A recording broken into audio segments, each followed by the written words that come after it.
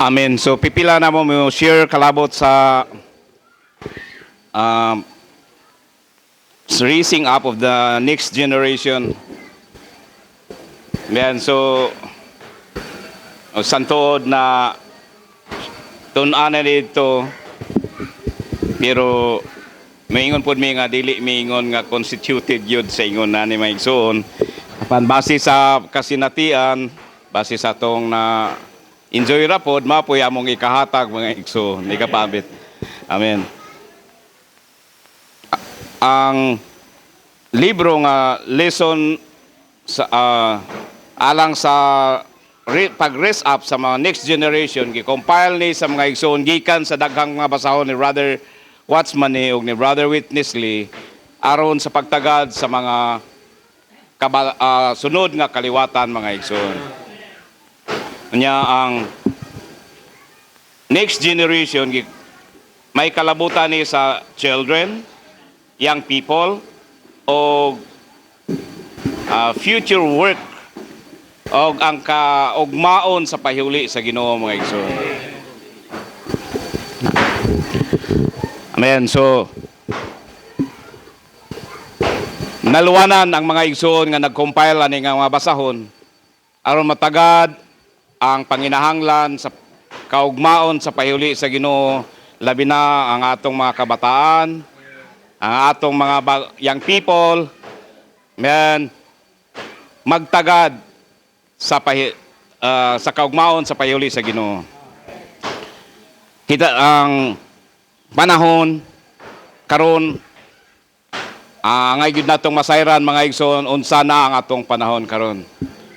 So presently nanata sa naghinapos nga panahon nga hilabihan pod nga sa kabahin mura og sukwahi siya sa pamatigayon sa Dios ang sa environment, pero sa laing bahin pod nagpakita nga ang panahon karon nang hinapos na unya ang sunod nga kaliwatan may nungdanon kayo nga maoy mo mapasukad makakita o magtagad sa pahiuli sa Ginoo aron sa ilang panahon sa ilang ang kaugmaon sa pahiuli mga igsoon kung wala na ang mga pareha natong edad naapay magpabilin mga igsoon.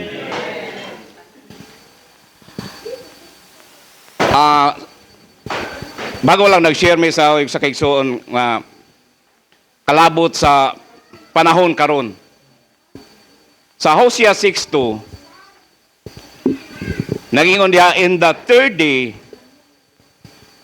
I will raise iyang bangunon pag-usab ang Israel. Ang third day nagpasabot na sa another 1,000 years nga mauna siya ay panahon sa milenyo mga igsoon. Unya ang last day, ang katong milabay nga 2 days nga nagpasabot sa last 2,000 years. Milabay na unya ang counting adto is AD 70. Unya nagkamubo na nagkaduol ta sa nagkaduol na ang next 1,000 years nga mao ang milenyo mga igsoon. The problem is kung dili ta maabtan nga buhi sa mapaunaw niya tagpahulay unya ang mga sunod nga kaliwatan dili maandam, dili ma-prefer ang ilang sudlanan, kinsa man daw ang mo carry out sa baton sa pahiuli sa Ginoo. Mao nga kinahanglan sa luwan sa pahiuli sa Ginoo sa mga nangunang mga igsoon, ang mga batanon kinahanglan ma-raise up. Magsugod ang pag-raise up sa mga kabataan. Unya ang mga kabataan di lang gikan sa ilang pagkabata, gikan pagyud sa taguangkan sa ilang ginikanan. Ang mga bata nato mga igsoon kaugmaon sa iglesia. Ang uswag sa iglesia is 50% gikan sa atong mga anak o 50% gikan sa mga dili magtuto. Katong gospel friends. Community, sa gospel friends.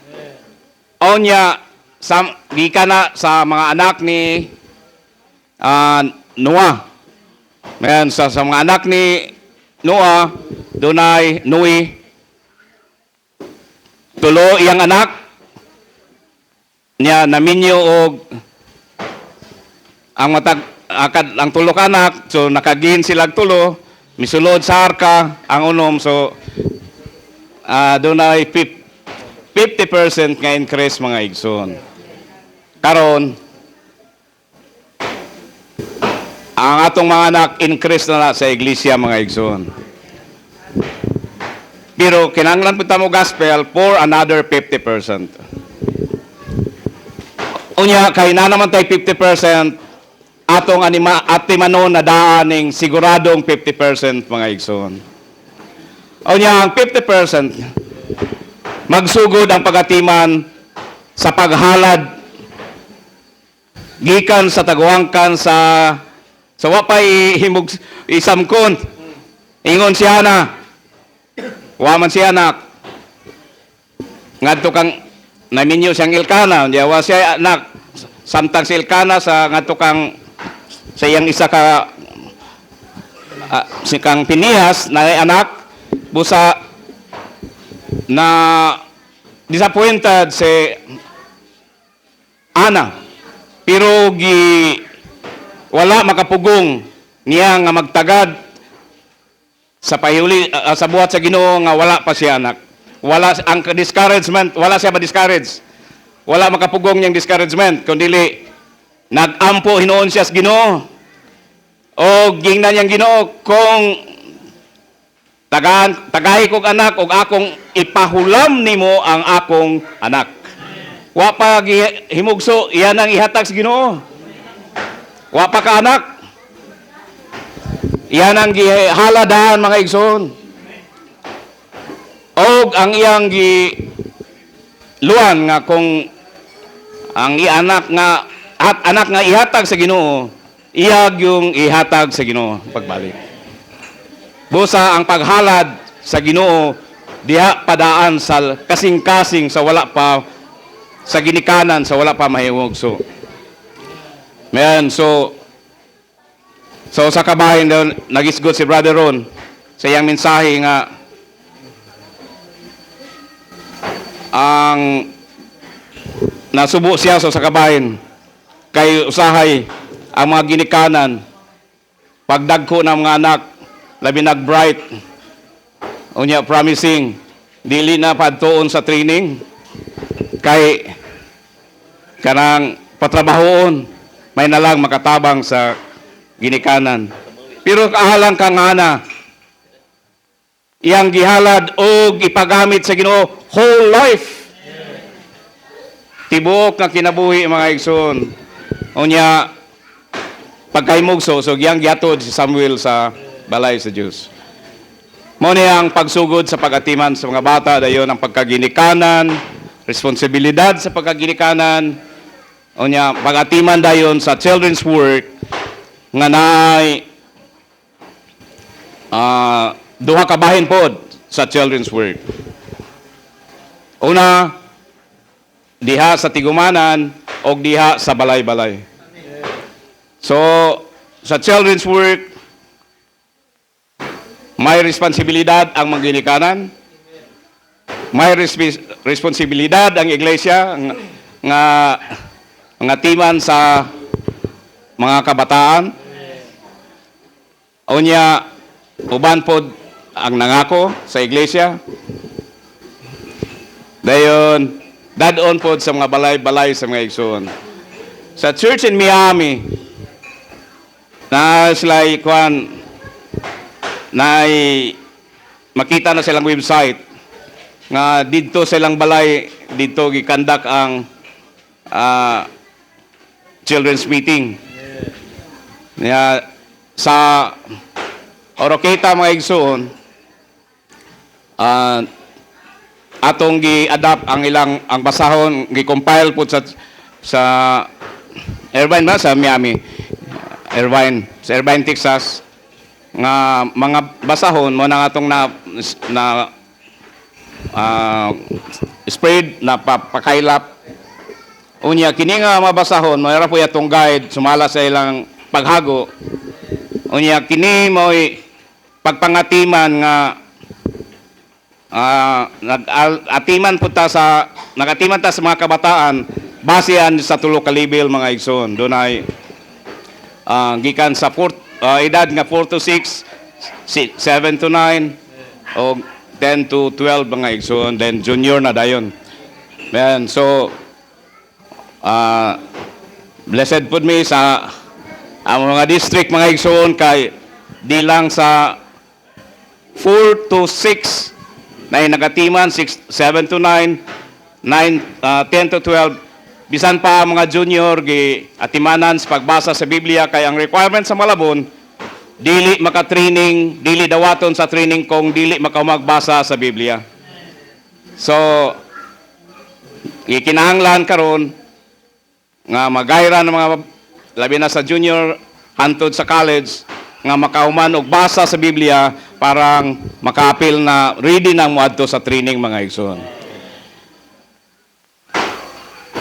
Then ang luwan is gikan sa children's work, young people's work, nga duhay kabahin pod ang young people's work sa community o sa campus work. Atong preserbahon nga dili maadto sa kalibutan ang isda nga nasa pispan. So gikan sa campus children's work, mura na sila og katong fry kanang mga pinhi pa.